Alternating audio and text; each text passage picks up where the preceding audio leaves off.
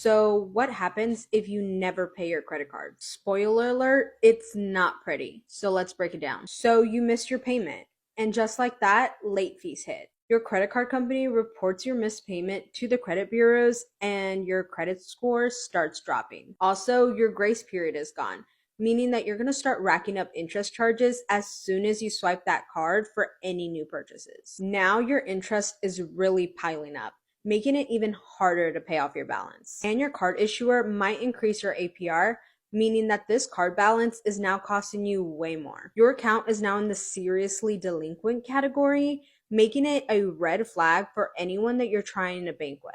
Oh, and your credit score? Tanked. And it's just a matter of time that your card gets shut down and sent to collections. A debt collector is now calling, emailing, and even texting you. They can take legal action, and depending on where you live, the money that you owe can be taken out of your wages before you get paid. That unpaid debt stays on your credit report for up to 7 years, making it harder to get approved for loans, apartments, or even some jobs. Bottom line, ignoring your credit bill will not make it go away. It will just make things a lot worse. If you're struggling, talk to your credit card issuer ASAP. They're almost always willing to help you because they're trying to get paid back too. Follow CardFit for more. How do some of y'all have $27,000 in credit card debt?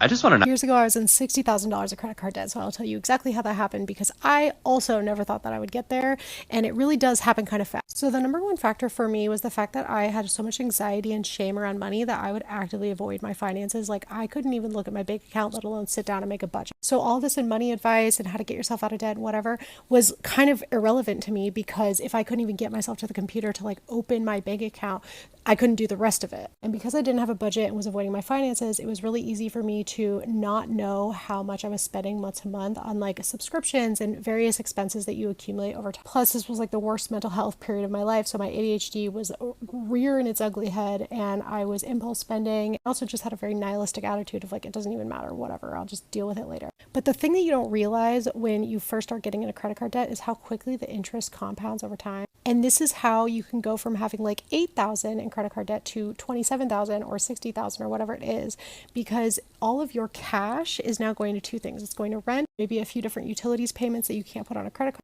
It's going to your minimums, right? And your minimums on your credit cards are growing every single month, even if you don't put a single new charge on that credit card. So when all of your cash is going to your credit card minimums or even paying off a little bit more than your minimums to try to like get ahead, you're still having to put a lot of your purchases on credit cards because you're out of cash. So that combined with the money avoidance to me was this perfect storm of like, I just didn't know how quickly debt would accumulate once it started. Like once the ball started rolling, it gets away from you really fast. So the question is not how does someone end up with that much debt? The question is like, what are the patterns that got you into debt in the first place and that are keeping you from dealing with the debt? Because those are going to be the same patterns that turn this into like a wildfire that spreads really quickly. I actually have a step-by-step process for dealing with your money anxiety and your fear of looking at your bank accounts if that's something you resonate with. So comment below and I will send it to you. You're spending half of your income on fun. Overdrafts this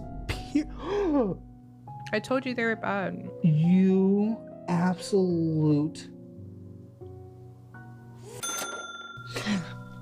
I've never seen $681 They're- of overdrafts but that's why I said in a they year. suck. You did it to yourself. Huh? I said I did. Nah. Need a juice box. $681 of overdraft in a single year. It's unheard of.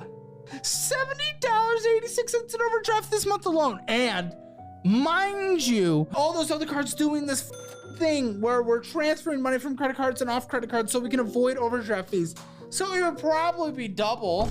I wore this nice little shirt to have a nice good day. It is a nice shirt. Credit cards are fake. You can just put $30,000 on a credit card and then not pay it, and then it will fall off your credit after 7 years. Saucy Sibs tip 24. Credit card debt. Is like, it doesn't matter. Like, I asked mom and dad at one point, I was like, could I go to jail? No, because it's not legally binding. And if they sell it to a collections agencies, aren't allowed to keep calling you. Uh-huh. You have to know your rights. Just don't answer and they will write it off. Mine have all fallen off my credit in 2 to 3 years. But here's the thing. You can't get an apartment because we Yeah. got this apartment because my credit was so good. Mm-hmm. And I like didn't have Nick credit doesn't have credit because he's never had a because credit I'm card. off grid. Yeah. Everything in like his life has been cash. But we're building your credit now. So my credit is like, honestly, it's still not that bad. It's not bad. It's like 650. Yeah. That's not.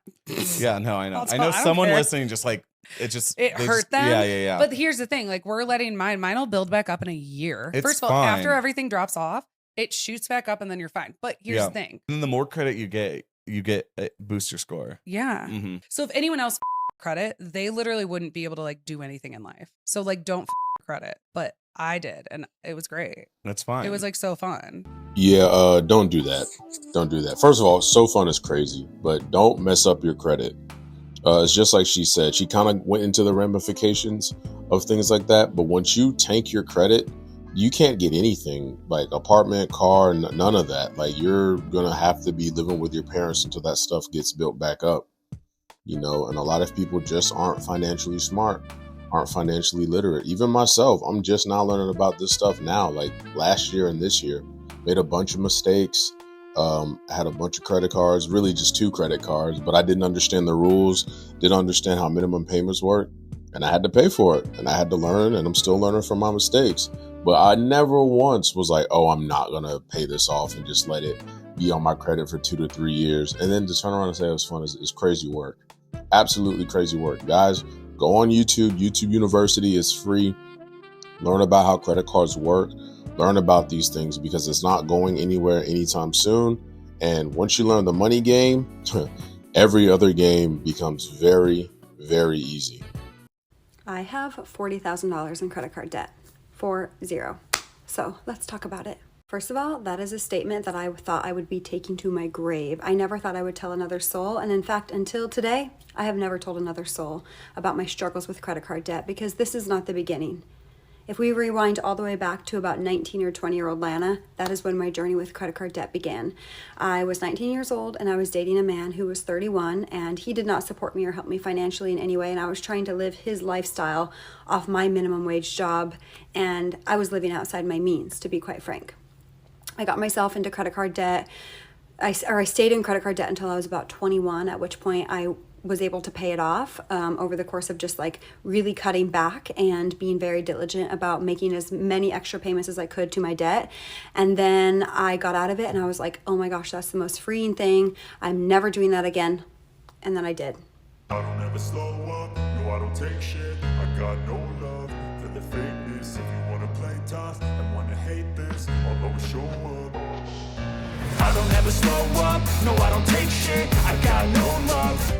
You put student loans on credit cards? Yeah. Credit cards are like 30%.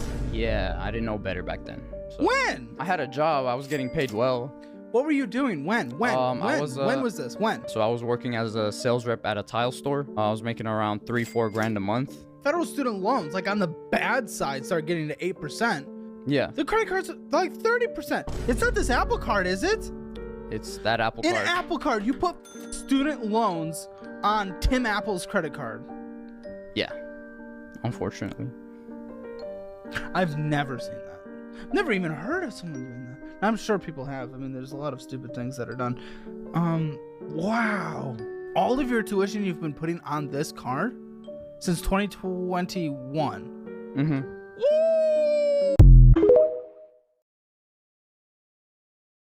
When you don't pay the debt collectors, which, by the way, to the audience, you should never pay a debt collector because the debt doesn't belong to you. It belongs to the debt collector. Let me explain this to you. If I owe Amex $1,000 and I say I refuse to pay you, right? And they sell my debt to ABC Debt Collections Company, LLC. The debt doesn't belong to James Chang anymore. The debt belongs to ABC Debt Collectors. Why should I pay a debt that doesn't even belong to me anymore? Most people get scared because debt collectors, if you don't pay, we're going to garnish your way. They get scared. No, it's against the Fair Debt Collection Practices Act. You don't have to pay debt collectors. Again, don't do that. If you can't afford it, don't put it on a credit card if you don't got no money saved up. And I know that's way easier said than done. And I don't even follow that advice, but I really wish that I was in a financial position to where I was able to. Guys, if you got credit card debt, you have to pay it. You have to pay it. It's going to make your life far more difficult. It's going to make things harder on you because you're always going to be worrying about it looming over your head. Grind hard and get it paid off. Here's an example of how to do that in this next clip. As of today, I am $8,107 in credit card debt, not including student loans, but we're going to ignore that for a little bit longer, and I do not like it. So my goal this week and also subsequent weeks is to really grind it out and get this shit paid off. The goal is to make an extra $1,000 a week with Instacart, which would be $142 a day, so we'll see about that. But with the holidays and stuff, I feel like that's pretty doable. So I'm at Kroger, I have a Pepsi, I have a bagel, oops, at $1.89. I accepted my first order at 12:12 and delivered it about an hour later for $14, so slow start. Part of that was related to me dropping the eggs at checkout. For those doing the math, I would need to do 10 of those orders a day for 10 hours a day for 8 weeks straight in order to meet my goal, which is not going to happen. So I kind of need to change something, but unfortunately I'm at the mercy of Instacart with my orders because another hour later, I delivered my second order for $17, raising my total to $31. My third and fourth orders were really easy and took about an hour combined. One of them ordered 18 boxes of cereal, which I thought was interesting. And my fifth order was a package of adult diapers, bringing my total to $58. For my sixth order, I switched it up and went to Target to shop for a little girl's birthday party. My seventh order brought me back to Kroger, and my eighth order was the one that broke $100. I just need to do that 81 more times. I thought about stopping there because I feel really uncomfortable delivering in the dark, but then I realized it's only like 6:30, so I powered through one more order, bringing my total to 126 for the day. It's not 143 like I had hoped, but I'll make up for it tomorrow, hopefully. I will definitely start earlier. I will never forget the day that I got out of debt. I was in $40,000 of debt last year. Wait, oh my God, was that last year?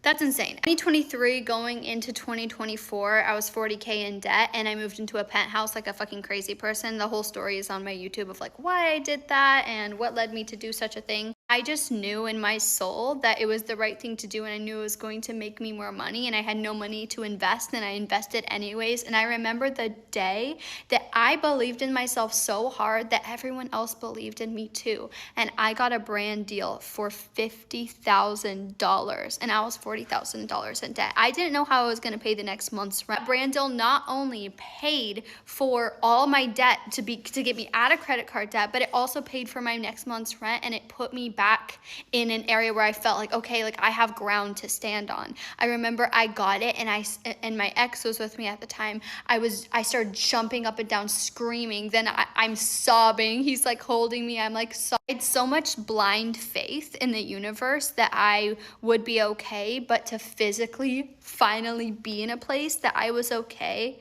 was just like the most insane experience. And I think about that sometimes because now like the next year, 2024, I made over $500,000. I went from 40K in debt that January to making over $500,000 in the same exact year, all because I bet on myself. All I'm saying is that so much can change so fast. Bet on yourself, believe in yourself, invest in yourself, and read the book We Should All Be Millionaires. It changed my life. And watch my YouTube video all about it. Good girls don't get rich.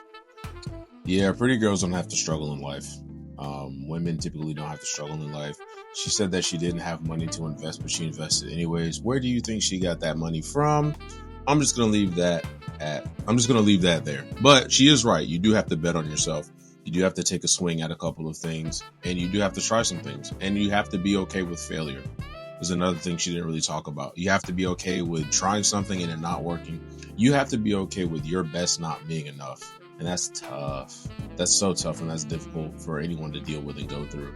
But it's absolutely necessary for success. Guys, listen, times are getting harder. Things are getting more difficult. You need to be able to understand financial literacy, but you also need to be able to pick a good woman, someone who's going to help you build up your empire, not someone that's going to destroy it. Someone that's going to build up your empire, just like this woman here in this next clip. My husband doesn't know this, but the reason I started waitressing again was to pay off all of his credit cards. I cannot wait to surprise him with a zero balance and to lift all that weight off of his shoulders. That is a good woman right there. That's a good helpmate. She is ride or die for her man. And gentlemen, that is the type of woman you want to have in your life. Someone that is an asset, not a liability. Guys, if you like the content, please don't forget to like, comment, and subscribe. Also, the best way to help out the YouTube algorithm is to like another one of the videos that you see popping up on your screen right now. I will catch you guys in the next one. Peace.